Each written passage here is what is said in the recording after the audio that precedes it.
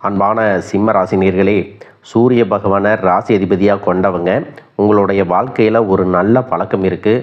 அது என்ன அப்படின்னா, யாராவது உதவின்னு உங்ககிட்ட கேட்டால் முடியாதுன்னு சொல்ல மனசு வராது. அதே நேரத்தில் உங்களுக்கு தேவையான நேரத்தில் மற்றவங்க கிட்ட உதவி கேட்குறதுக்கும் தயங்குவீங்க. அதனாலேயே உங்கள் மனசில் இருக்கக்கூடிய சின்ன சின்ன விஷயங்கள் கூட மிகப்பெரிய சுமையாக இருந்திருக்கும்.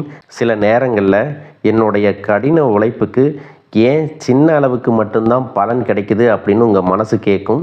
வருமானம் வருது, ஆனால் மனசில் நிம்மதி வரலை. கையில் பணம் இருக்குது, ஆனால் ஏதோ ஒரு வழியில் செலவாயிடுது. இன்னும் சிலருக்கு பார்த்தீங்கன்னா கோபம், பிடிவாதம், இதிலிருந்து நான் வெளியே வரணும்னு நினைக்கக்கூடிய ஒரு பழக்கம். மற்றவங்க உங்களை புகழ்ந்து பேசுகிறத அதிகமாக விரும்புவீங்க. ஆனால் அந்த புகழ்ச்சி உங்களுடைய வாழ்க்கையில் பெரும்பாலும் உங்களுக்கு உதவுறதே இல்லை. உங்கள் வாழ்க்கையிலிருந்து எப்படியாவது முன்னேற்றத்தை அடைஞ்சிடலாம் அப்படின்னு பார்க்கும் பொழுது உங்களுடைய இயல்பான குணங்களே சில தடைகளை எல்லாம் கொடுத்துட்ருக்கு.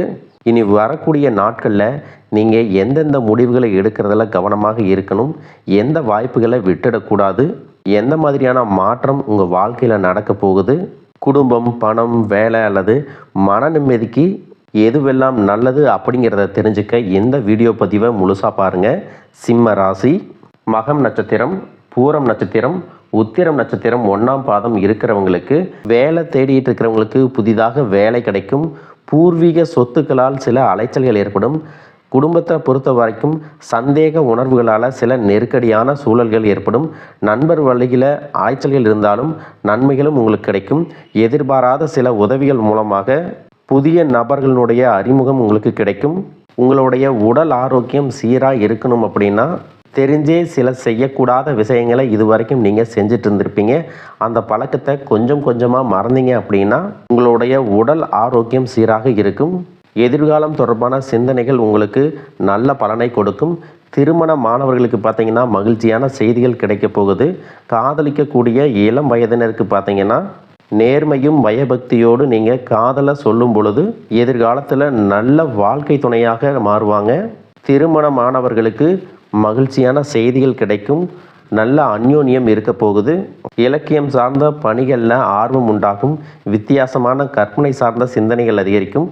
திடீர் பணவரவு மூலமாக குடும்பத்தில் அத்தியாவசியமான தேவைகளை எல்லாமே பூர்த்தி செய்வீங்க. மேலும் நீங்கள் எந்த விஷயத்தில் கவனமாக இருக்கணும் அப்படின்னு பார்த்தீங்கன்னா, இந்த காலகட்டத்தில் தவிர்க்க முடியாத ஏதாவது ஒரு பழக்கத்துக்கு அடிமையாகி இருப்பீங்க. அது உங்களுக்கே தெரிஞ்சிருந்தாலும் அதிலிருந்து எப்படி மீண்டு வர்றது அப்படிங்கிறது தெரியாமல் ரொம்பவே மன போராட்டத்துக்கு ஆளாகி இருப்பீங்க. அதிலிருந்து நீங்கள் மீண்டு வர்றதுக்கு அதிகமான முயற்சிகளை செய்யணும். முடிஞ்ச வரைக்கும் ஆன்மீக வழிபாடு, குடும்பத்தின் மேலே அக்கறை காட்டுறது, எதிர்காலம் பற்றிய திட்டங்கள் மற்றும் உங்களை நீங்களே நேசிக்கிறதன் மூலமாக கொஞ்சம் கொஞ்சமாக அந்த பழக்கத்திலிருந்து உங்களால் மீண்டு வர முடியும்.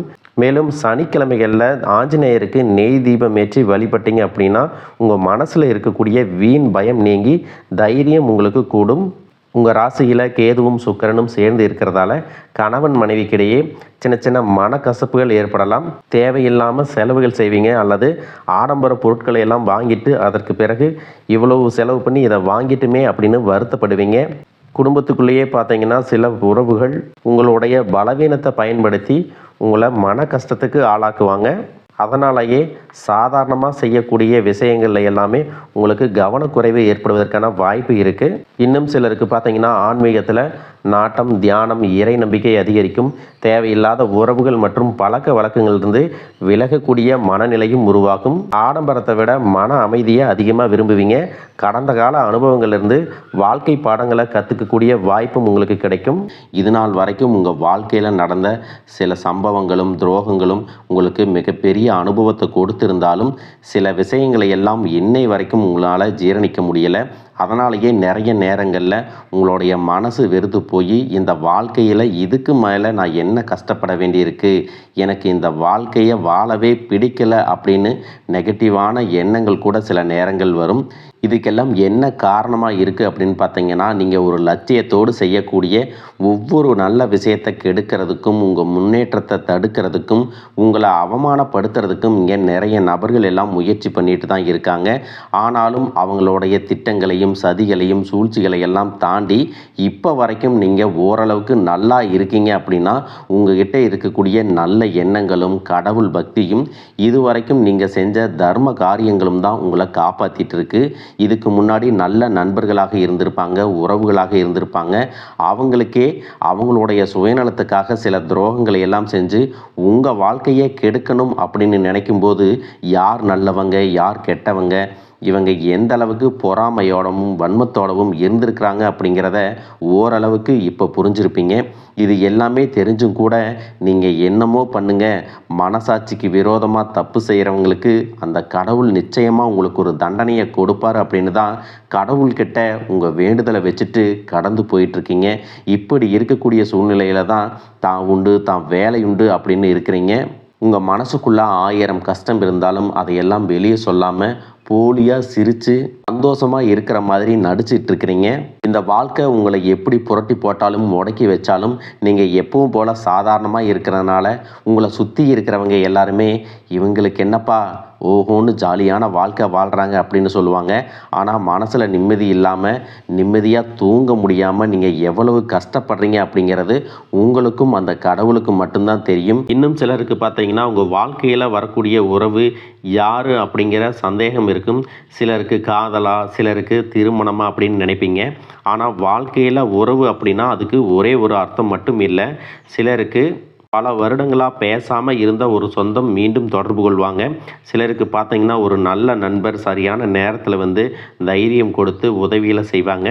சிலருக்கு வேலை மற்றும் தொழிலில் ஒரு முக்கியமான நபர் அறிமுகமாகி அவருடைய தொழிலுக்கு மிகப்பெரிய முன்னேற்றத்தை கொடுக்கக்கூடிய நபராக மாற போகிறாரு. திருமண வயதில் இருக்கிறவங்களுக்கு பார்த்தீங்கன்னா புதிய வரன் அல்லது வாழ்க்கை துணையை பற்றிய அறிகுறியாக கூட இருக்கலாம். ஏற்கனவே திருமணமானவங்களுக்கு கணவன் மனைவிக்கிடையே இருந்த மனக்கசப்புகள் குறைஞ்சு மீண்டும் நெருக்கம் உருவாகக்கூடிய காலமாகவும் இருக்கும். குடும்பத்தில் பிரிஞ்சிருந்த ஒருவர் மீண்டும் இணைவதும் கூட இருக்கலாம். இதில் முக்கியமாக நீங்கள் எந்த விஷயத்தை புரிஞ்சுக்கணும் அப்படின்னு பார்த்தீங்கன்னா, எல்லா உறவுகளும் நம்மக்கிட்ட நிரந்தரமாக இருக்க போகிறதில்ல. சிலர் நம்ம வாழ்க்கையில் ஒரு பாடத்தை கற்றுக் கொடுக்க வருவாங்க.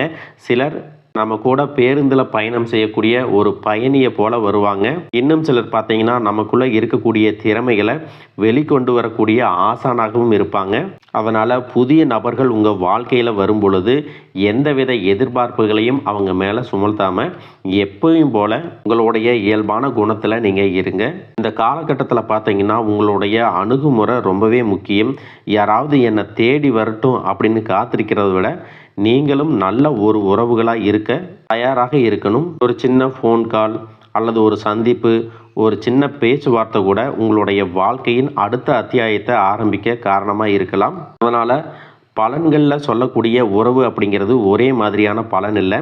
உங்களுடைய வயது, குடும்ப நிலை, வேலை, திருமண வாழ்க்கை எல்லாத்தையும் பொறுத்து உங்களுக்கான பலன்கள் மாறுபடும். ஏதோ தட்டு தடுமாறி நீங்களாகவே எந்திரிச்சு நிற்கிறப்போ உங்களை குறை சொல்கிறதுக்குன்னே நிறைய பேர் தேடி வருவாங்க. உங்கள் சொந்தக்காரங்க, உங்கள் நண்பர்கள் ஒரு தேவை இருக்குதுன்னா மட்டும்தான் உங்கள்கிட்ட வருவாங்க. அந்த தேவை முடிஞ்சதுக்கப்புறம் உங்களை தூக்கி போட்டு போயிடுவாங்க. மறுபடியும் அவங்க வந்து உங்கள்கிட்ட உதவின்னு கேட்டால் அவங்க முன்னாடி செஞ்ச துரோகத்தை எல்லாம் மறந்துட்டு மறுபடியும் அவங்களுக்கு உதவி செஞ்சு ஏமாறக்கூடிய ஏமாளிகளாகவும் நீங்கள் இருப்பீங்க. இந்த வாழ்க்கையில் எப்படியாவது முன்னேறணும் அப்படிங்கிறதுக்காக தினம் தினம் கஷ்டப்பட்டு உழைக்கக்கூடியவங்களாக இருக்கீங்க. என்னுடைய வாழ்க்கையில் என் மனசாட்சிக்கு தெரிஞ்சு நான் யாருக்குமே கெடுதலையோ கஷ்டத்தையோ துன்பத்தையோ கொடுத்ததில்ல, எனக்கு மட்டும் ஏன் இந்த மாதிரியெல்லாம் நடக்குது அப்படின்னு பெரும்பாலான நபர்கள் நிறைய நேரத்தில் சொல்லிட்டு தான் இருக்கீங்க. உங்களை பொறுத்த வரைக்கும் ஒரு பிரச்சனை வரும், அது கொஞ்ச நாள் இருக்கும், அதுக்கப்புறம் அந்த பிரச்சனை போயிடும். இந்த மாதிரி பிரச்சனை வரும் போகும் அப்படிங்கிற நிலைமையில் தான் நிறைய பேர் இருக்கீங்க. நீங்கள் என்னதான் அந்த பிரச்சனையை தவிர்க்கணும் அப்படின்னு நீங்களாக ஒதுங்கி போனாலும் உங்களை சுற்றி இருக்கிறவங்க உங்களை சும்மா விடுறதில்ல.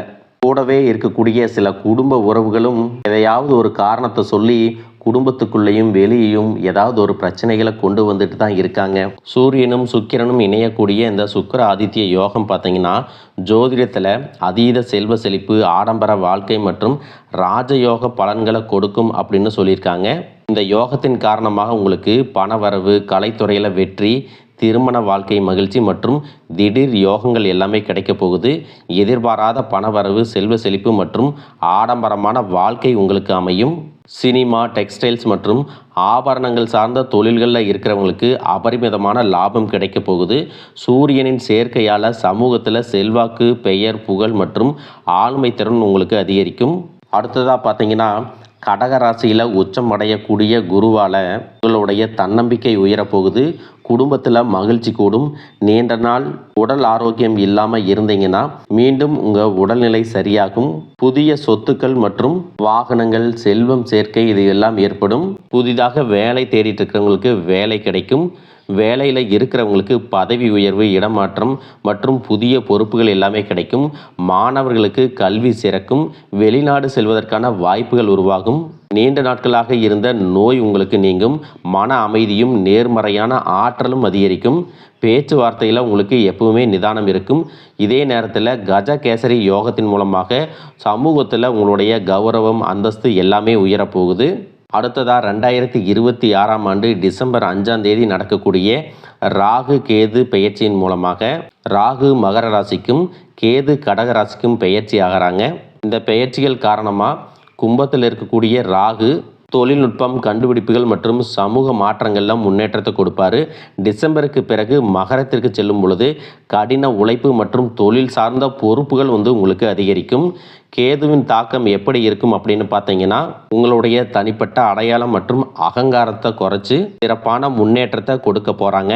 குடும்ப உறவுகள் மற்றும் உணர்ச்சிகளில் அதிக கவனம் செலுத்த வேண்டியதாக இருக்கும். உங்களுடைய திறமைக்கு அங்கீகாரமும் கடின உழைப்புக்கு ஏற்ற வெற்றியும் கிடைக்க போகுது. மேலும் உங்களுக்கு சிறப்பான பலன்கள் எல்லாம் கிடைக்கணும் அப்படின்னா ராகு கேது பாதிப்புகளை குறைக்கிறதுக்கு காளஹஸ்தி போன்ற ஸ்தலங்களுக்கு சென்று வழிபட்டீங்க அப்படின்னா மன நிம்மதியும் புதிய தெம்பும் கிடைக்கும். அடுத்ததாக சனி பகவானை பொறுத்த வரைக்கும் எப்பவுமே கடின உழைப்புக்கு நல்ல பலன்களை கொடுக்கக்கூடியவர். உழைப்புக்கேற்ற உயர்வு, நிதானமான முன்னேற்றம் இருக்கும்.